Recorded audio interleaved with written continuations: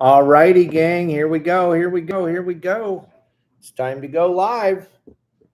Thanks for joining us today. We got a good one for you today, as usual.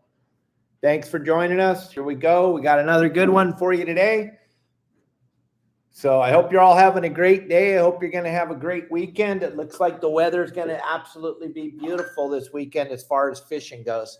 If you haven't seen our game plans yet, there's quite a few places where the fish are biting. So go check out the game plans. Those of you that are members of your saltwater guide and those of you that aren't, have fun sucking this weekend. Okay. We got a couple of things to go over real quick. The contest. We still got that contest going for the best fish report for the month of April. You're going to get a swag bag from PromarAhi.com. They're sending out a nice swag bag to you. Kelly's going to pick the best fish report over at yoursaltwaterguide.com. And you're going to win that swag bag over there. And then we still have that contest going on. Leave a comment on that video that Michael Folks filmed, the interview with me. Leave a comment, subscribe, and you're going to win a swag bag from Michael and I from Inside Sport Fishing, a couple of shirts, hats, something like that. And over from my side, you're going to get a shirt, a hat, coffee cup from your saltwater guide. And that's going to be one person. Kelly's going to pick the best comment, and her and Michael will go over it, and then they'll get you out that swag bag. So, gang, today, one more thing I've been forgetting to talk about, and my SEO guy told me to make sure to let you know. Those of you that have been sitting on the fence waiting, I don't know if I can go and spend $4.99 on your saltwater guide, and we've been running that promotion all year for 14 days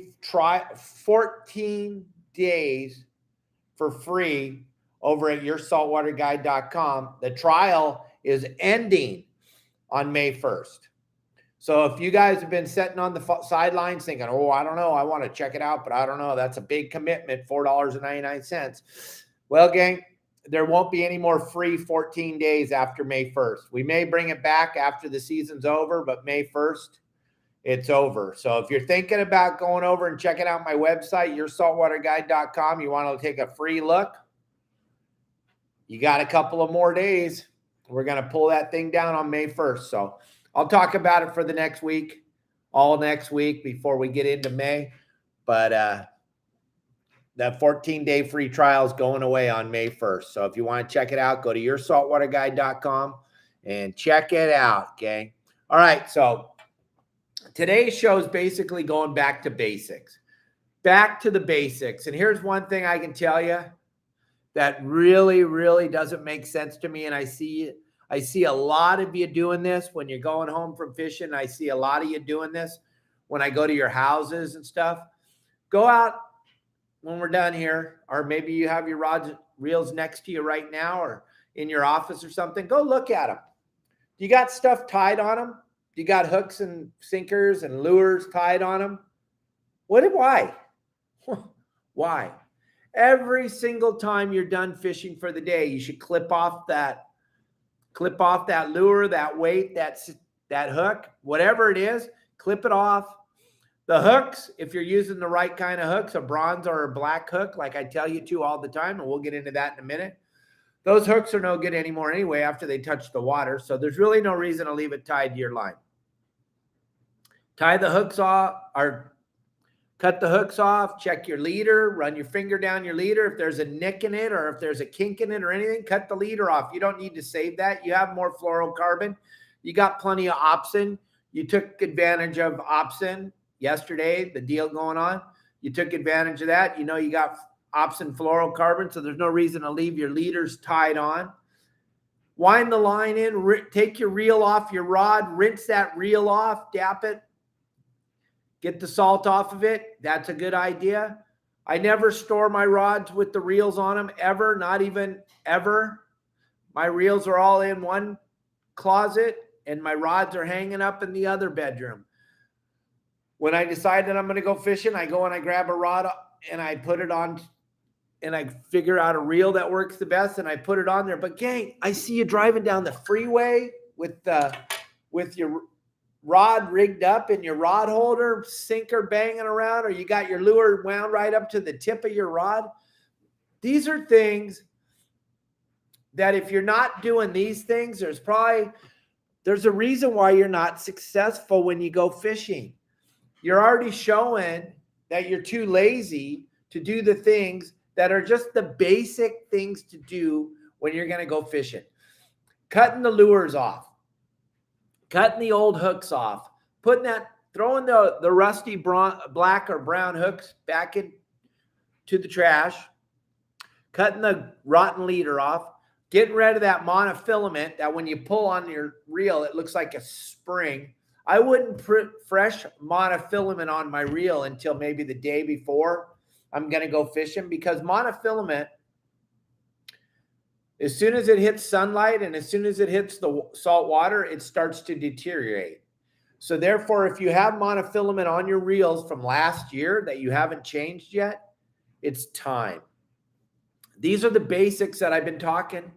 I talk about this and I talk about that all the time, but we're going straight into you got to have these basic fundamentals of this fishing thing down so that when it's your day to go fishing, you're not fishing with a rotten hook, rotten piece of leader, rotten line. My God, those are the least expensive things you could possibly do to be successful. But so many of you are so lazy that you can't even do those basic, easy, fundamental things. If your rods are all rigged up in the corner with an inch of dust on them, that's no bueno. Go get your rods and reels. Take those reels off those rods. Clean the reels up. Get all the cobwebs off of them. Get all the dust off them. Get all the caked on salt off of them. Clean your rod. Get the scales off of it. Make it look clean. It's just like your boat, and we'll get into that later maybe in this conversation, depending on how long it goes. But the keys to this whole thing to be successful is you really don't even know what hook or what lure you're going to use the next time you go. If you're paying attention, you're trying to match the hatch. You're trying to match the size of the bait. So there is absolutely no reason to have that hook still tied onto your line. But basically what I do on the way in from a trip, or I have my deckhands do, is we take all the hooks off of all the rods, wind all the line into, first we run the reels off the back of the boat. Get that line out there and then wind it back on nice and straight if you're using a conventional reel. If you're using a spinning reel, we let the line out, we wind it back and feel the line between our index finger and our thumb as we're winding it in to see if we feel any nicks or any bad spots in the line. And then once we get them all in, we take the reels off the rods, we wash them off a little bit, we put the reels all on a towel, we clean the rods up real good. If we have a trip going back out that night, then I have the boys re-spool them up. Or if I'm going fishing the next day, I re-spool my stuff up, put some new hooks on, some new leader on. But if I'm not going for a while, like most of you that have that job thing going and you got to wait another week before you get to go, there's no reason to leave all your gear rigged. That's just ridiculous. That's absolutely ridiculous. And you're already putting yourself in a bad spot because you know that the hook's not right. You know that it's rusty. You know that you got a kink in your line. But all these things matter. Then you go and you hook your first fish and it breaks your line, and that might be your only bite all day. So go look at your rods and reels that I'm talking about right now. Put on some fresh braided line. Make sure your spools are loaded. Like I say in all my videos when I talk about how to fish your reel, it's got to be full of line. Now, if you're going to use monofilament, wait until you get ready to go fishing. Don't put mono on until you're ready to go fishing. But these are basic things that you need to remember. And then another basic thing is people fish way too heavy for what they're fishing for. Now, I'm not talking about giant bluefin that weigh 150 pounds. I'm talking about the basic fish that bite in Southern California. Your bass, your barracuda, your bonita, your yellowtail, your white sea bass. If I was fishing sea bass at Catalina or sea bass at Clemente, I would probably be using 30 pound, 25 or 30. And then if I found out that there were some monsters or if I got spooled or if something bad happened, I would probably step it up. But I'm not going to fish 60 pound trying to get a bite in the very beginning of the bite for that sea bass or that yellowtail. I'm fishing 30. And if I'm fishing calico bass or I'm fishing bonita or barracuda, I'm fishing 20 or 25 pound. But it's super important to remember the basics. And then hook size. You don't know what the bait is. And I'm talking about the live bait hooks, the thin wire, black or bronze hooks, not chrome or nickel plated, because we don't use those anymore. Why? Because you guys have been listening to, gang, you've been listening to me for so long. You know my thought on that bronze or black hook. And those of you that are new, I'll let you in on it right now. When you put a chrome plated hook, a silver hook on your end of your line, and then you hook that onto your bait, that thing's out there swimming with that big reflector on his nose or on his belly or on his gill. My children have piercings on their nose and on their eyes and stuff, but no good fish. I've never seen a fish. I've been diving my whole life. I've never seen a fish swimming around with a chunk of chrome hanging off his face. So think about that when you tie a chrome hook onto your line, gang. It's imperative that if you tie a hook onto your line, it should be black or bronze. That way, when it hits the water, they don't see the hook. Make sure you have some hooks for some number 2s, some number 4s, some 1/0, some 2/0, some 4/0, and maybe some 6/0 if you're going big bluefin fishing, or 8/0 or 9/0. But you want to have a hook selection because you do not have a clue what that bait is going to be at the bait barge in the morning. Most sport boat captains don't, that are running a lot, because we don't have an opportunity to talk to the bait barge before we leave the harbor to know what size the bait is. So you can't tell me you already know. You're out of your ever-loving mind. You could pull up, they could have big sardines. You could pull up, they could have anchovies. You could pull up, they could have squid. You don't know. So why do you already have your hooks tied to your line? I wait till we get to the barge, see what size the bait is.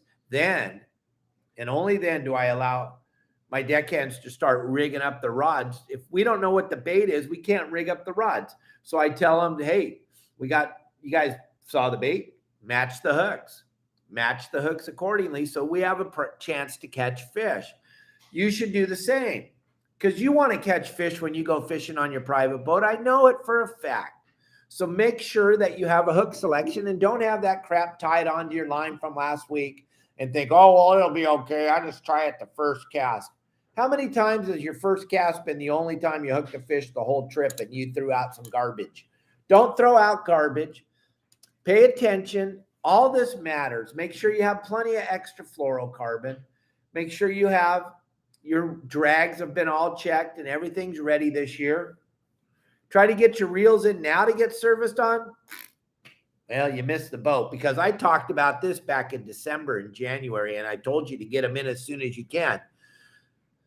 Okay, if you don't have them in by now, you probably aren't going to get them back until the middle of the season. You probably won't get them back. Everybody I know that works on reels are buried. They have tons of reels to work on still, because guys waited till the last minute, and now everything's getting ready to happen, and the fish are starting to bite, and the weather's starting to calm down, and everything's starting to happen. I mean, that bluefin bite down below is absolutely insane, and you would know that if you're a member of my website, because I'm talking about it on the game plans. But check it out. Make sure you're following along with the basics, because if you don't follow the basics, then it doesn't matter how much you think you know. If you're throwing garbage into the water to start with, then you're going to have a garbage day, and the only person you can blame it on is yourself. So make sure that what I just talked about, go look at your rods and reels. Go look at all your stuff that you have, that you've accumulated all these years.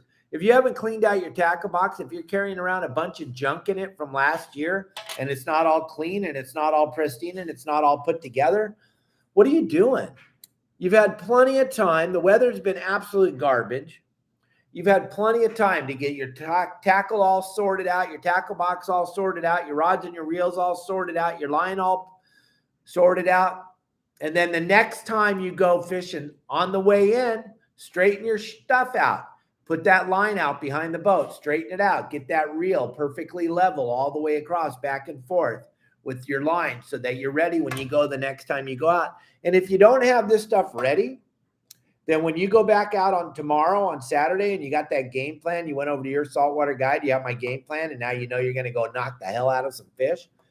On the way out, before you tie your hooks on, let that line out behind the boat. Let it out 100 yards, 150 yards. Put the tip down in the water, wind that line back on your reel nice and tight. Feel the line as you're winding it in. See if you feel any nicks or anything on there. If you feel a nick, that ain't going to work. Cut it off. That's where you're going to start with your leader and your hook. You do not want to be tying up stuff and then having 30 feet of line go out and the line break. These are all basics, but these are all things that I think we need to cover because there's a lot. Over the last 2 years, there is a phenomenal amount of new fishermen in Southern California, just an epic amount. And I'm talking to those of you and the old timers that are still got your stuff tied on. I guess I'm talking to you too, but I'm talking to the new people most of the time. I'm trying to help them so that when they go fishing, they can be successful. And all this stuff that I talk about every day on the show, it all matters. And it's like I said when I talk about the recipe. This is part of the recipe. It's just like when you're making chocolate chip cookies. If you leave the butter out, they're going to taste terrible. If you leave one of these elements out, you're not going to be successful. So check out all your stuff. Make sure you're ready for this year. Go to your saltwater guide. Jump on there for that 14-day free trial. As soon as it's over, if you don't appreciate or like what's going on there, just cancel it. You don't have to worry. We're not going to charge your card until the 15th day. Go over there, check out my website. We have over 450 how-to videos of how to fish in Southern California. We cover everything. We cover your private boat, maintenance, dockage, how to tie up your boat. I didn't know how to tie up a boat. I really, in the last 48 years of driving boats for a living up and down the California coast and in Baja, I was pretty confident that I knew how to tie up a boat until I posted that how to tie up a boat video. And now all the people on TikTok and Facebook and Instagram are letting me know that I have really no idea how to tie up a boat. So that's one of the good things about this. I'm learning so much by all these experts on social media of how to do my job better. But unfortunately now I'm pretty much retired. So I guess it's just a waste of time to tell me now. I should have learned this stuff 40 years ago or 50 years ago when I first started, but silly me. I don't know what I'm doing. All right, gang, I'm just being funny. Hey, how cool is that? We're following the sign. Goes right back to fishing. I was not going to touch. I was told by my SEO, don't touch this subject. But check it out. Look at how we're following the science in LA. Doesn't matter what the federal mandate is. We're going to go over the top of him. The feds don't know, but the mayor of LA, he knows. So same thing goes on with the fishing. Same thing goes on with the fishing, gang. We're following the bullshit science and we're trying to close a whole bunch of it. Like I said in the last 3 days on my show. And then this shows me one more time that we're doomed in California because it doesn't matter. If they say this, if it doesn't fit into the agenda in the great state of California, they're going to do whatever they want. And that great governor, he just writes it into law no matter what we all want. It doesn't matter. So let's just pray that we get to still fish in the great state of California.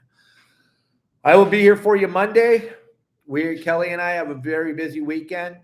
I hope you all have a great weekend. Go out there, catch some fish, have some fun.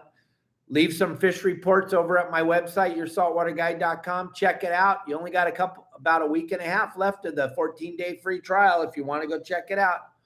If not, then it'll be $4.99 to check it out. All right. Thanks for joining us today. I hope you all enjoyed the show. And I'll see you on Monday. Have a great weekend. Be kind.